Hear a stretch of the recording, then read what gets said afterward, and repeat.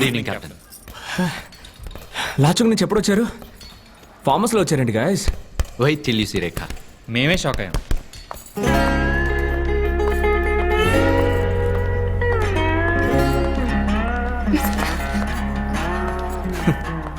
Good evening captain. ఏంటి ఏమైనా ఫంక్షనా? ఒక ముఖ్యమైన మిషన్కి కెప్టెన్. మేజర్ మిమ్మల్ని రెస్టారెంట్లో డ్రాప్ చేయమన్నారు. మీరు వెళ్ళటానికి భయపడతారని చెప్పారు కెప్టెన్. భయపడా? అలాంటిదేం లేదు, బయలుదేరండి. కష్టపడి లైఫ్లో ఫస్ట్ టైం శారీ కట్టుకున్నాను. ప్లీజ్. సరే, కానీ బయట నుంచోవాలి. Okay captain.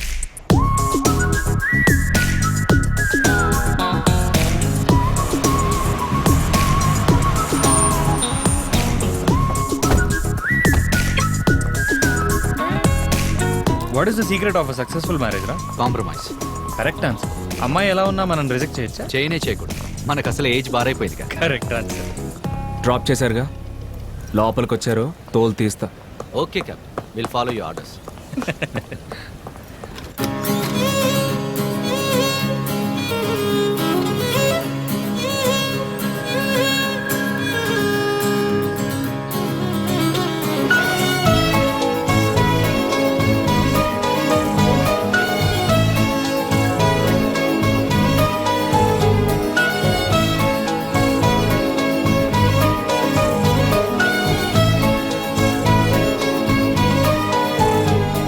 Hi. Hi.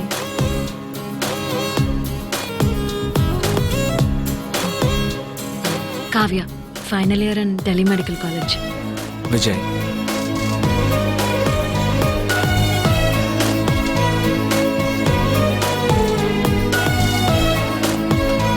Your coffee, ma'am.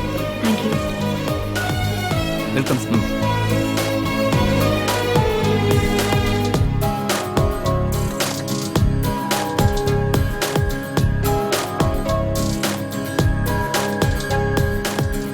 మేజరే రమ్మన్నారు, మీట్ అయ్యామని చెప్తాను.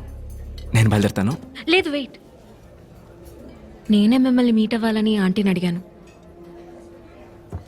ఓ 10 ఏళ్ల ముందు కనుక పుట్టుంటే ఒక ఊరే కలిసి ఇద్దరికి పెళ్లి చేయించుండేది.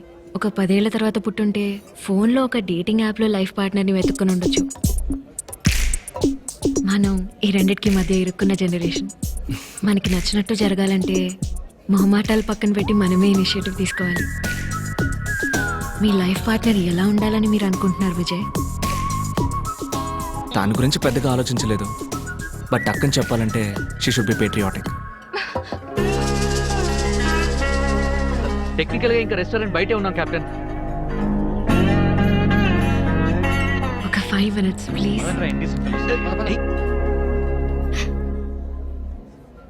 ఇప్పుడు చెప్పండి. మిలిటరీ స్కూల్లో చదువుకొని పెరగడం వల్ల నాకు ఫ్యామిలీ లైఫ్ ఎలా ఉంటుందో పెద్దగా తెలియదు.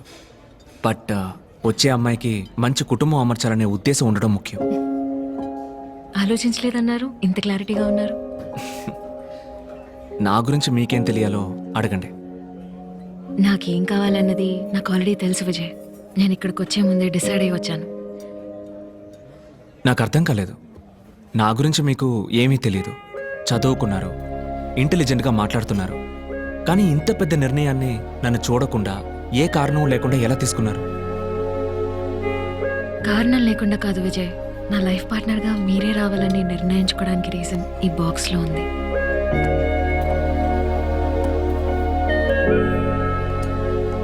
It's locked. నేను చెప్పే వరకు మీరు ఆ బాక్స్ని తెరవకూడదు. కరెక్ట్ టైం వచ్చినప్పుడు నేనే మీకు ఆ కీ ఇస్తాను. ఇప్పుడు డిసైడ్ చేసుకోవాల్సింది మీరే.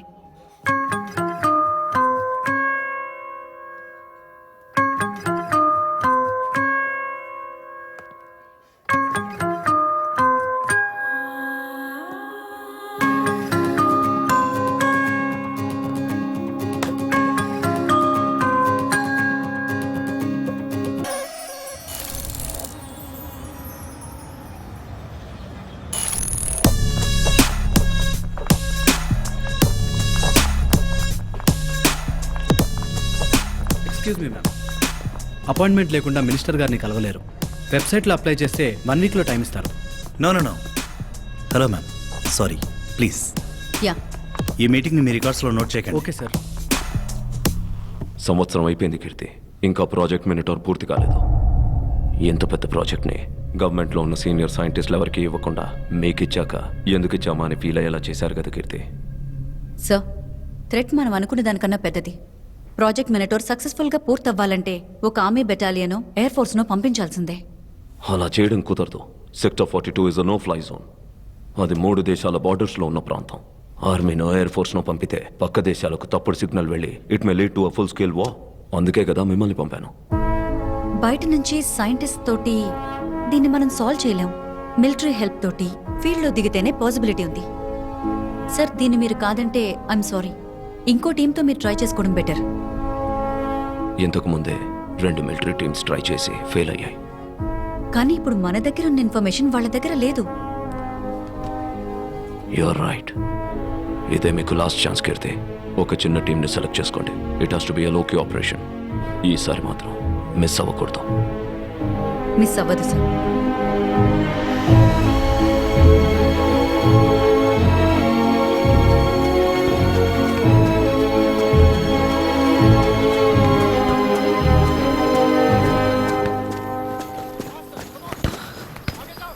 Captain Vijay, yeah, I'm doctor Keerthi, ఆటోకాలజీ రీసెర్చ్ స్పెషలిస్ట్. మీ టీం హెల్ప్ మాకు అవసరం. రీసెర్చ్. ఐమ్ సారీ డాక్టర్, నాకు అందులో ఇంట్రెస్ట్ లేదు. ఈ రీసెర్చ్ వర్క్ ఎక్కడ జరగబోతోందో చెప్తే you'll be interested captain. Sector 42. ఆ ఏరియాలో కాంబాట్ ఎక్స్పీరియన్స్ ఉన్న ఓన్లీ టీమ్ ఇస్ యోర్స్. నేను మిమ్మల్ని పిలిచేది రీసెర్చ్ వర్క్ కోసం కాదు. It will be a covert mission. ఇప్పటికి నేను ఇంతే చెప్పగలను. నేను 1 ఇయర్గా ఫీల్డ్లో లేను. జనరల్ నుంచి పర్మిషన్ పేపర్స్ తీసుకోవడం చాలా కష్టం. అన్ని పర్మిషన్స్ వచ్చేసాయి.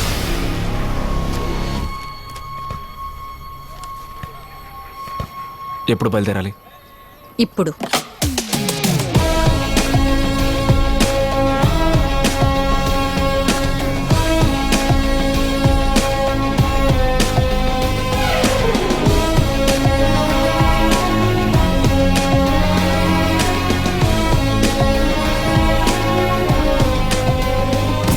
Are you stupid? How many times should I tell you to be careful with that? ఎవరి జోకర్? విక్రమ్. నాకు రీసెర్చ్ వర్క్ ఒక ప్యాషన్, కానీ సైంటిఫిక్ రీసెర్చ్లో కష్టమైన విషయం పెట్టుబడి. మాకు విక్రమ్ కంపెనీ ద్వారానే ఫండింగ్ వస్తుంది. మేము అందుకని పబ్లిష్ చేసే అన్ని పేపర్స్లోనూ ఆయన పేరు వేస్తాం. ఎగ్జామ్ రాయడానికి ప్రాక్సీని పంపినట్టు. అలాంటిదే almost. Let's go.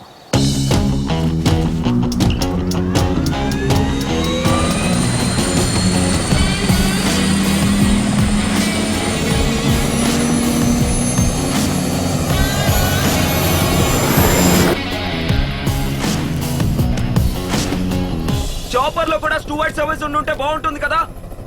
I need a snack.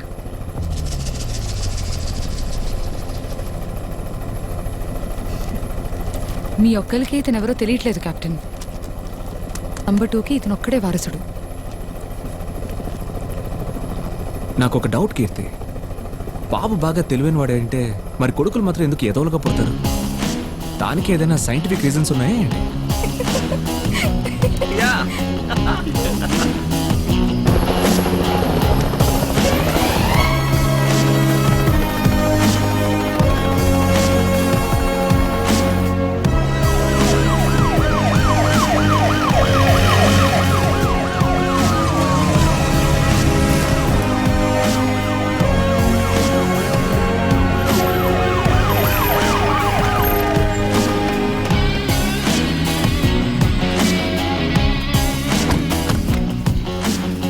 ఏంటంతా మారిపోయింది? This is our lab. చుట్టూ ఫుల్గా రేడియో సిగ్నల్ జామర్స్ ఉన్నాయి. లోపలికి ఎటువంటి సిగ్నల్ రాదు. రేడియో సిగ్నల్ బేస్ సెక్యూరిటీ ఎందుకు? లోపలికి రండి, చెప్తాను.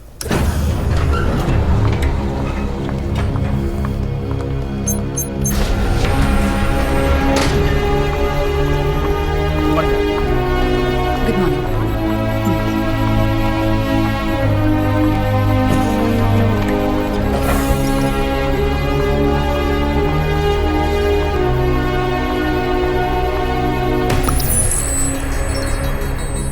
బయో రేడియో సిగ్నల్స్ గురించి విన్నారా?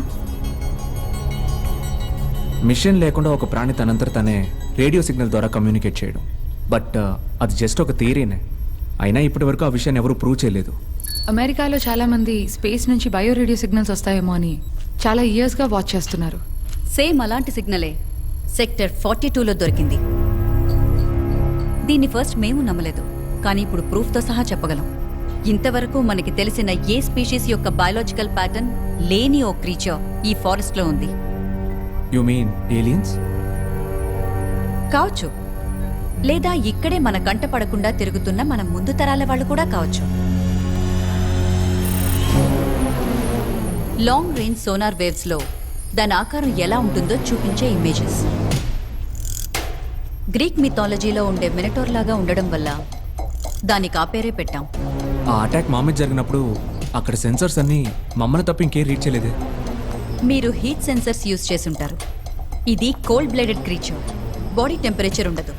ఇంతవరకు లోపలికెళ్లిన 2 టీమ్స్కి ఏమీ గుర్తు లేకుండా పోవడానికి కారణం మెనటాస్ దగ్గర మన నర్వస్ సిస్టమ్ని కొలాప్స్ చేసే ఒక పాయిజన్ ఉంది. సెక్టర్ 42 నుంచి ఈ మెనటాస్ని పూర్తిగా అంతం చేయాలి.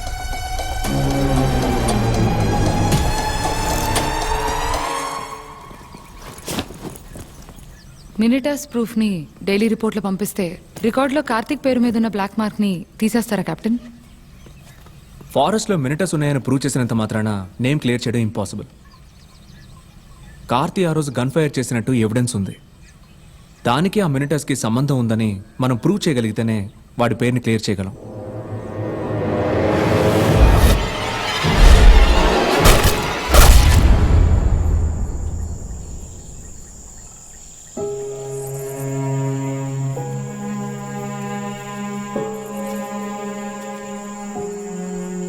విజయ్, నేను మీకు నిజం చెప్పాలి.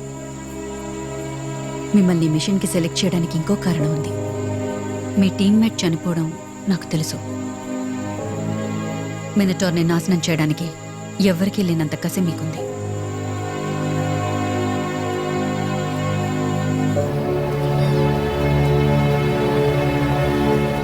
అన్ని ప్రాణులకి ఒక బలహీనత ఉంటుంది. మినటార్స్ వీక్నెస్ ఏంటో మనం తెలుసుకోవాలి. ఈ డార్ట్స్లో 5 బేసిక్ టైప్స్ ఆఫ్ పాయిజన్స్ ఉన్నాయి. ఇందులో ఏదో ఒక పాయిజన్ టైప్ మినటార్స్కి బయాలజికల్ వీక్నెస్ అవుతుంది. ఈ 5 పాయిజన్ డార్ట్స్ని మినటార్ మీద షూట్ చేయాలి. ఇది మినటార్ని చంపలేదు, జస్ట్ టెస్టింగ్ శాంపుల్ తీస్తుంది. ఆ తర్వాతే పెద్ద ఛాలెంజ్ ఉంది.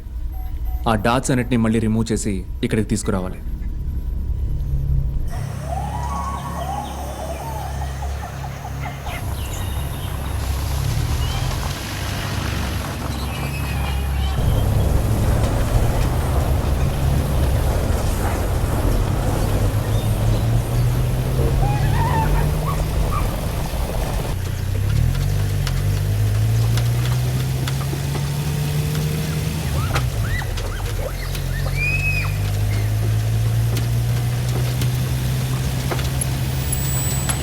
No signals yet.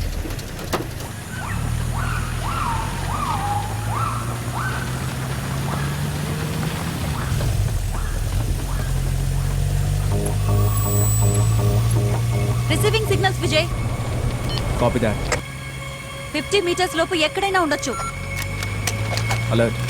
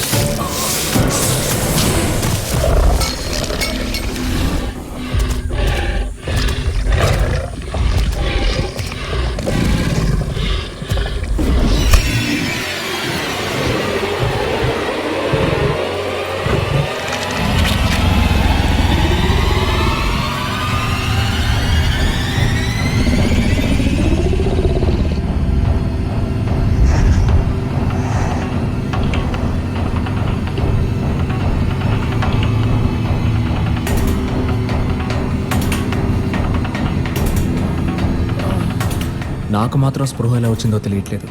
కానీ లోపల ఎన్ని భయాలు అనుమానాలు ఉన్నా నా ట్రైనింగ్ నాకు నేర్పించింది ఒక్కటే.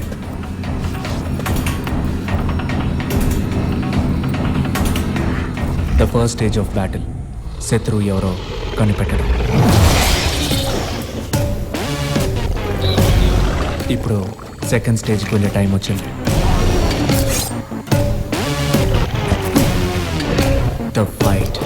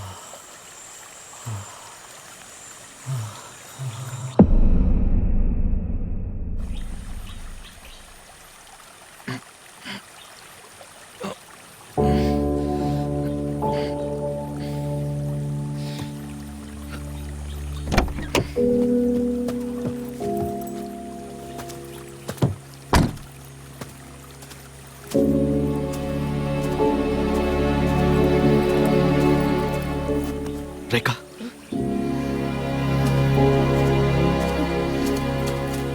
కెప్టెన్, చివరిగా చెక్ పోస్ట్ దాటడమే గుర్తుంది. శాంపిల్స్ దొరికాయా విజయ్? ఓ మై గాడ్, దీని ఫుల్ బాడీ వర్కింగ్స్ ని స్టడీ చేయొచ్చు. ఇదొక పెద్ద బ్రేక్ త్రూ విజయ్.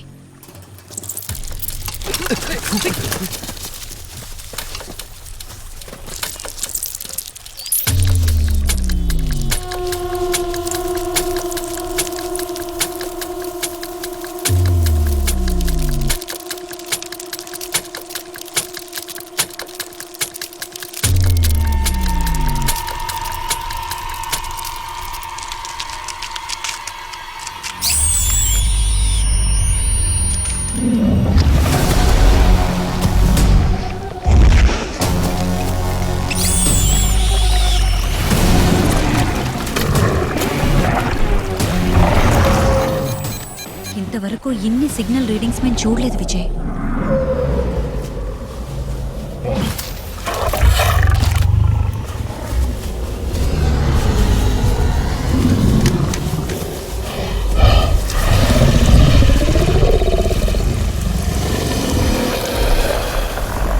వందలాది మినిటార్స్ ఉంటేనే ఇన్ని రీడింగ్స్ వస్తాయి.